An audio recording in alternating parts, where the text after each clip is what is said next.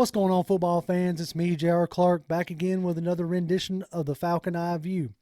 Normally on these, the Falcon Eye View, we do like deep dives, we do film breakdowns, stuff like that. But today I wanted to do something a little different. In this particular offseason that we are coming into, the cap is such a big question. It's up in the air about where it's going to be, where it's going to be set at, and some of the things that the Falcons are obviously up against in this particular cap with the new regime. So I thought, what better way to approach that than to get in an expert. So without much further ado, I don't want to keep him in the dark for too much longer. I present to you Mike from Spotrac. I have reached out to Mike, and he graciously decided to come on the show with us to try to help us Falcons fans better understand the cap situation that we are up against, and maybe answer some of the questions that y'all have had about getting rid of players, trading players, or even restructuring players. How are you doing this evening, sir? Excellent. Appreciate you having me. Yes, sir. It's a big time of year for sure, especially for this team that's kind of in the middle, right? Yes. It is that, and not just with us. I mean, you're all over the place with Major League Baseball signing players, and I think the only sport right now that isn't necessarily moving players is the NBA. But I know you keep track of all that kind of stuff. But as far as our Falcons are concerned, or the NFL is concerned, rather, I know that they agreed upon a $175 million floor. They haven't necessarily come out with what the cap is set at yet, but it's heavily rumored that it's going to be set around $185 million. Is that what you're hearing as well? So that's where we have it set. We originally had it at 175 just to be as cautious as possible. We've since bumped it to 185, but the people that are way smarter than me out there are starting to push this thing down to 180 in terms of what they're starting to project. So we may be a little high in terms of what we're showing right now with our figures. I'm going to keep it there and just wishful thinking that it does get there, because look, Super Bowl week I think went well. I think there's more revenue somewhere to be found, and in my opinion, they've got to keep this thing as close to 198 as absolutely possible, because there's just so many ramifications of a big drop like this. Not just the day to day, but franchise tag values, the rookie wage scale values, a lot of things that are tied directly to this financially. You don't want to take a 1 year bath and then have a certain class of guys have to deal with that. Yeah, exactly. That's like you said, ramifications all the way from veterans to rookies. I mean, in 1 year you can completely alter the structure of how a team looks. Like you take, obviously we cover the Falcons here, but you take the Falcons as it stands right now, or according to your website, a negative $23 million before we've even started the league year.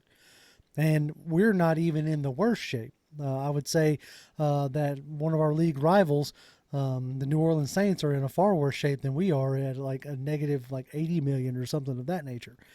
So yeah, they need to get this nailed down as quick as possible, I feel like. But that leads me into one of my first questions. The things that we're seeing a lot or hearing a lot from our fan base for a variety of different reasons is, what would be the cap implications of cutting or trading a Matt Ryan? That seems to be like the hottest topic, but I am of the position that it's unrealistic. I'd have to agree, and I try to find every way possible out of a situation like this, because with their draft positioning, they're primed to pick the next quarterback of the future. Right.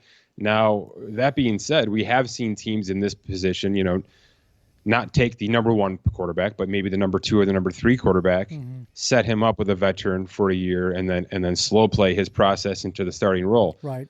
That's exactly where I'm thinking. That's exactly where I have the Falcons and for two reasons. Number one, because it is the number 4 pick and not the number 1 or 2. And number two, because there's upwards of $50 million of dead cap on Matt Ryan's contract, whether you trade him or not. It's almost $44.5 million of dead cap to trade him right now.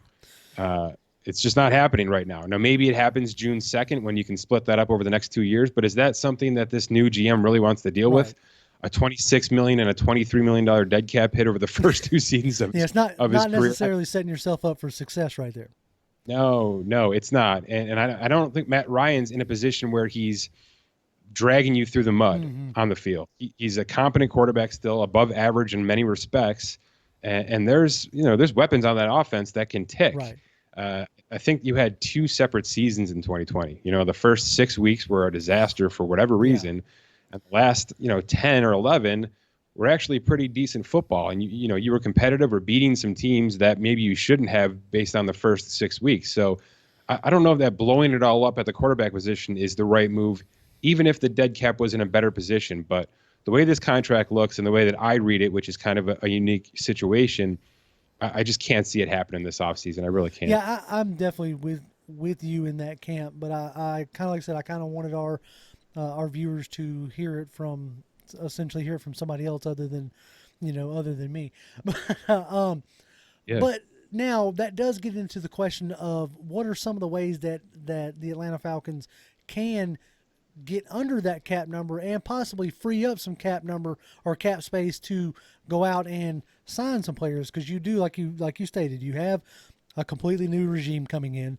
They're going to want their own type of players, whether it's veteran minimums to help teach the other guys their systems or what have you, or possibly making a splash.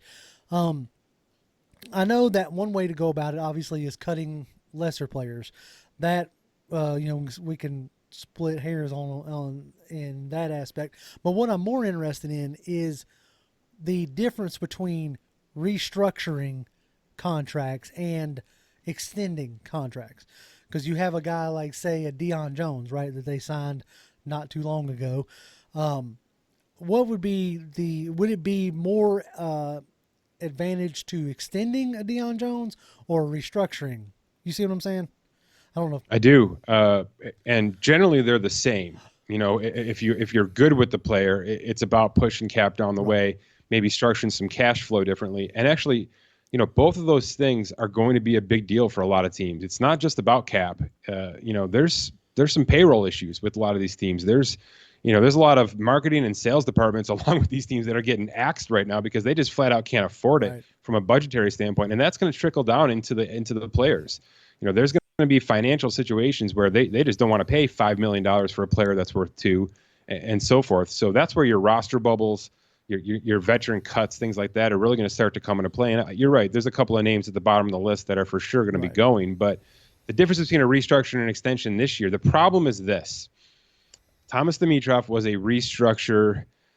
What's the right word? That was one of his favorite. Warrior. Yeah. Let's just say warrior for lack of a better term. Almost all of these contracts at the top of your cap table right now have at least one restructure, maybe two. And in Matt Ryan's case, it's already 3. So the reason that matters right here is even if you want to go and extend Julio Jones or Deion Jones to lower the cap number this year and also to give them, make them more prioritized in terms of their cash flow, something, that players and agents like to deal with, you've already got $15 to $30 million of dead cap because of a signing bonus, an option bonus, a restructure bonus, maybe 2 restructure bonuses. That's the kind of stuff that doesn't go away.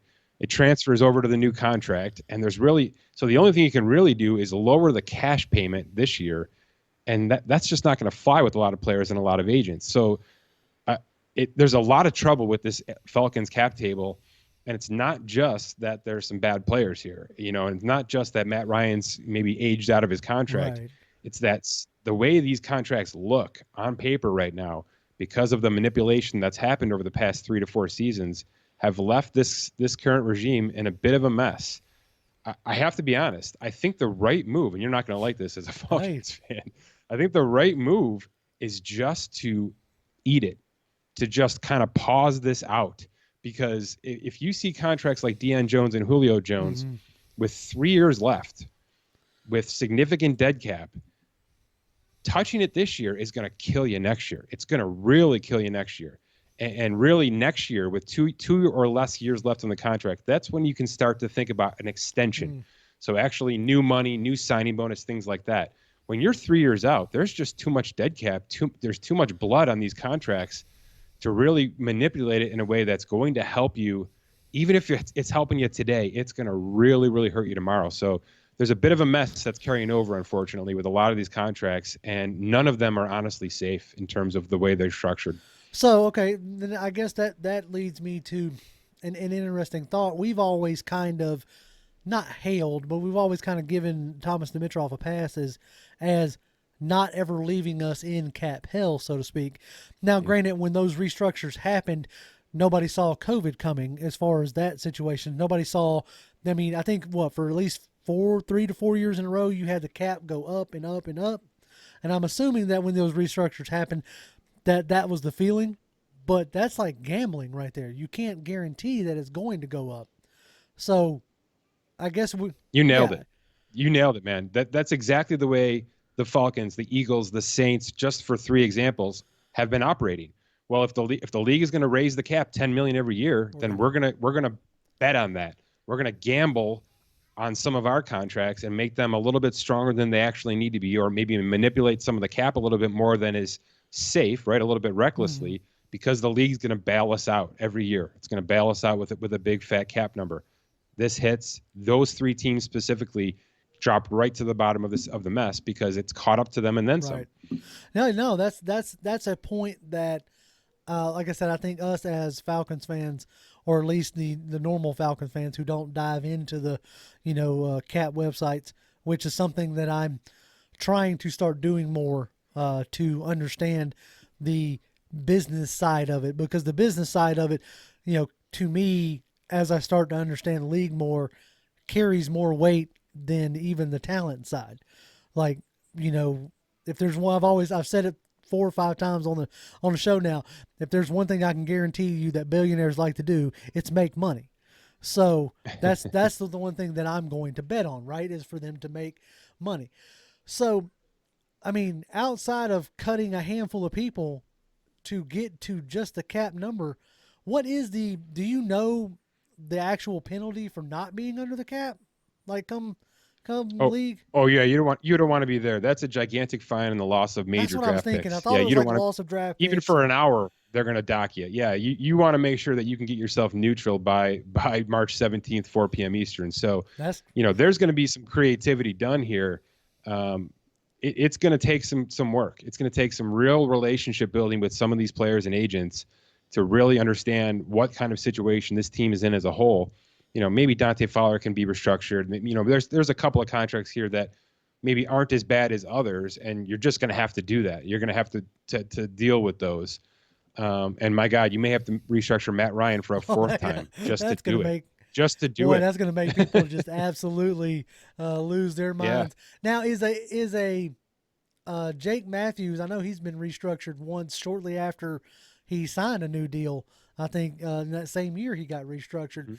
Would it be worth restructuring like his again? Because man, it's just like I'm sitting here looking at that negative to 23 million, going, how are they going to pull this off and be able to sign a draft class? Because wow, Matthews is actually restructured twice already. Okay, he is already year 2 and year 3. Look, he's a candidate. Yeah.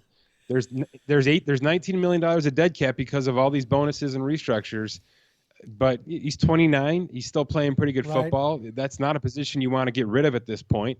No. So you look at his 20 million plus cap hit this year and you say that's probably got to come down. So yes, there's 3 years left, and generally that's a huge red flag for me, but that's at least a position of importance. Right. So that's where you can start to filter some of these decisions out.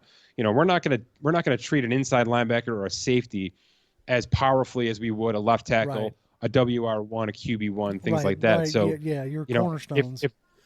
Yeah, exactly. So if they're going to finagle with Jake Matthews' contract, I'd be okay with that, even though, boy, it's a mess. Well, it sounds like it's going to be like for a handful of teams, and unfortunately for our Falcons, it sounds like it's going to be a mess regardless of which route they take, because as you stated a minute ago, even for an hour, you don't want to be over that cap in, come March 17th, 4 p.m. So these coming weeks are going to be very interesting, especially with some of the comments that our, new general manager has made, talking about bringing in, QBs, whether it's in the draft or free agency or what have you. You would think with the amount of holes that are on this roster, especially with more coming, with cuts that are going to have to be made, you think that you wouldn't necessarily want to waste a draft pick on anything, depending on how you view, picking a. Some folks would argue picking a quarterback at number 4 when you have a former MVP candidate with as much dead cap as he has on roster, a luxury pick. So you might not necessarily be able to afford to do that. It's fair. If your guy's not there, if you have a guy and he's not there, you don't do it. You just don't do it. Whenever you do move on from Matt Ryan, whether it's after 2021 or not, you're going to have an opportunity to get back up into that top 5 draft pick. I think what I mean? There's plenty of time to tank and rebuild is my point. So if this is not the year, and I agree with you, this is not the year to go out there and either try to be a Super Bowl contender or try to be the worst team in football. I think you're just going to have to suck it up on being maybe slightly above average, which is where you ended up last year. And because of the cap. Right now, the cap is actually restricting you from going too far up or too far down. You are literally stuck in the middle because of contracts that can't be gotten out of, or contracts you simply can't just extend because Matt Ryan's too old maybe to do that, and some of these other contracts just have too much dead cap. Look, the term we haven't talked about though, which is probably in play for a couple of players, is the trade. Yes. Okay. Good. I'm glad you got into that, because that's something that I want to get into, because trying to drill down and get actual what happens with money trading in the NFL. Trying to find that information on the internet is inconsistent at best. So, say I wanted to trade a Julio Jones. Let's just use him. Okay. He's got a big number. Everybody talks about we could get 1, 2, and 4 round picks and this and that for Julio Jones or whatever. So let's just take Julio Jones' number. His contract. Say I trade him to the Patriots. What does that do for my salary cap? Not a whole lot. Not a whole lot. I mean, you're absolutely going to have to wait until after June 1st to do it. And the reason I say that is if you do it March 17th, day 1 of the league, you're taking on a $23.2 million dead cap hit, which is more than his current cap hit. You're losing cap to trade him. And it's because there's a signing bonus and an option bonus on that contract, a double bonus essentially, which stays with the Falcons no matter what happens. No matter what you do, that money stays. No matter what you do with the Falcons, that stays.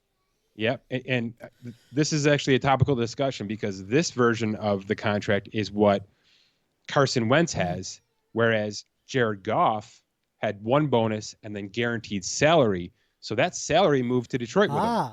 And the Rams didn't have that much of a dead cap. It was easier to trade Jared Goff. It's almost impossible to trade Carson Wentz because he's in this boat. Double bonus, restructure, all that good stuff. That's where it hurts you. That's where the trade becomes off the table, because you've literally littered the contract with dead cap that cannot be moved to a new team. So if it's going to happen, I don't think it's going to happen, but if it's going to happen in this case specifically, it's going to be later. And, you're going to save yourselves over $15 million of cap to do it then. So it's a good example of a trade actually helping you in June if you want to get rid of Julio Jones. A name I throw out there for you, I have no idea what you guys think of him. I like the player, but Grady Jarrett is a good tradable contract right now. He's got some guaranteed salary that would move to a new team. You'd save significant cap to move him. How much would we save there? Because that you're right. That is a name that is a fan favorite, or here in Atlanta. Grady Jarrett, the story of being a 5th round pick, come in and has solidified himself as a star on our line and one of the better defensive tackles in the league. So I don't think that name's even come up. So it's interesting that you bring him up. So how much would we, cap-wise, would you save? Yeah, you'd save all 13 and a half of his salary after June 1st. So, no, I get it. Clemson kid. I mean, the ties are all there. Jesse Tuggle's kid. He is one of the better. Yeah, he is one of the better defensive tackles. But this is one of those situations where it might be the painful right move to make, the right business move to make, because you got to get $23 million of cap somewhere. Yeah, you got to. And if this is a way you can cut that in half, maybe you bite that bullet. Yeah, no, that's a name that definitely didn't didn't consider. Like, as I'm looking down through the list, I'm crossing off like Tyler Davidsons and Alan Bailey's and James Carpenter's, and trying to like almost like nickel and dime it, and still barely getting there without doing any kind of restructures or whatnot.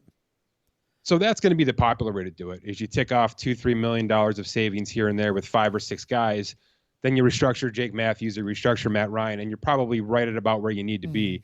But have you made yourself better for next year in terms of your cap? Right. I'm not sure you have.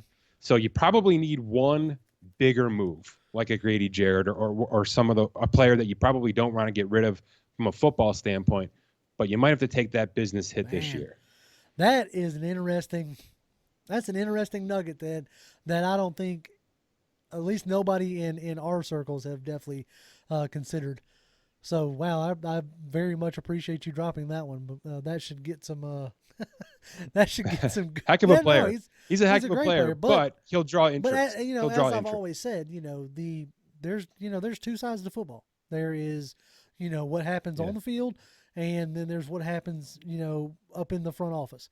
And not a lot of people, everybody likes to play armchair GM more than they do armchair quarterback. Yeah. And so that's why I felt like it was important getting somebody like yourself on here to kind of shed some light on why we can't just, as they say, turn the cap off on Madden and go crazy, right? Because it's a lot easier, because there's real life implications, or not real life, so to speak, but there are strict business implications on why you can't do these things, So after, I don't know if you have the information up in front of you or not, but after this season, after the 2021 season, it then becomes much easier to walk away from Matt Ryan, correct? As far as cap implications, I thought that's what I was looking at. Well, if they restructure him again, it's going to be a little bit harder than it should be, but yes.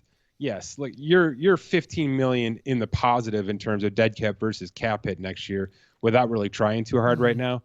And if the plan is to move on early, you'll take that $26 million hit and you'll be happy with it. So assuming the cap rises back up, at least back to where we are now in 2022, and then, Matt Ryan's contract isn't affected this year. Yeah, you're going to be in okay shape to let him walk after this year and move on from there. But I can't see it happening this year. And one last point on, players like Grady Jarrett, players like Julio Jones, where, it's probably not extremely possible that they're on the trade block. I think Julio Jones has been basically taken off of that after some earlier rumors. But, this isn't the regime that's been there for the past 15 years. It's new eyeballs. It's a front office that didn't draft these players and didn't extend these players. They don't have that kind of clout, that kind of prideful background with these players. So it's a lot easier to play armchair GM as the actual GM with this roster right now, because it's not their roster. It is somebody else's roster that they've acquired that they now have to fix. So nothing's off the table, in my opinion, when that's the case. Everybody's up for sale with some sort of price. And it's whether or not it's worth it to the Falcons, it's worth it to the player, and it's worth it to the short-term and long-term future of this organization from a business standpoint. So while you can, the Grady Jarrett situation may not be popular, you just got to remember this isn't a GM who has ties to him like the last one did. That's the part that makes this such a wild card, for us on the show, for our viewers, everything else. That's what makes this such a wild card, is that we have no track record whatsoever. And you can say, oh, well, you have Terry Fontenot that come from New Orleans, and this is how they did it. Okay, well, Mickey Loomis was the boss in New Orleans. You know what I'm saying? Much. He made the final call on what happened, right? Fontenot could have come up to him with a million different suggestions, and Loomis does what Loomis wants to do. But now it's Fontenot who's in charge. So, we have no clue what his track record is like. We don't know what kind of input and track record that Arthur Smith has as far as personnel building goes. So that's what makes this offseason such a wild one and such a fun one. And then you add on top of it a salary cap that is 20 to 30 million lower than it has been in the past, 2 or 3 years. So, well, Michael, I very much appreciate your time coming on here tonight. And again, thank you for taking the time out of your day. And I think that's all the questions I have for you, sir. My pleasure. Best of luck with the off season. Hope it goes well for you guys, and I'll be keeping a close eye. That's for sure. Thank you much, man. Well, you have yourself a great night. You too. Well, that was Michael Gnetti from Spotrac. Very much appreciate him taking his time to hop on the show with us and talk Falcons as far as the cap goes. I hope y'all enjoyed that interview. And if y'all did, we're going to try to do more things like that as the off season goes on. Obviously, with being able to get on, the people who we think y'all will find interesting. Thank you for tuning in. You can follow me on Twitter. I'm at Grimm1128, GRIMM1128. As always, you can check out the live streams Wednesdays. In the off season now, it's going to be Wednesdays at 7 p.m. We're going to be alternating between our normal pound for pound live and then our pound for pound draft house, where we focus mainly on the draft. We're going to be alternating back and forth. We just had the draft house, so this coming Wednesday will be our normal pound for pound live. So you can catch us there at 7 p.m. And as always, you can catch Falcon Eye View on Thursdays and Think Tanks on Mondays when we have one. Thank you, Falcons fans, and as always, rise up.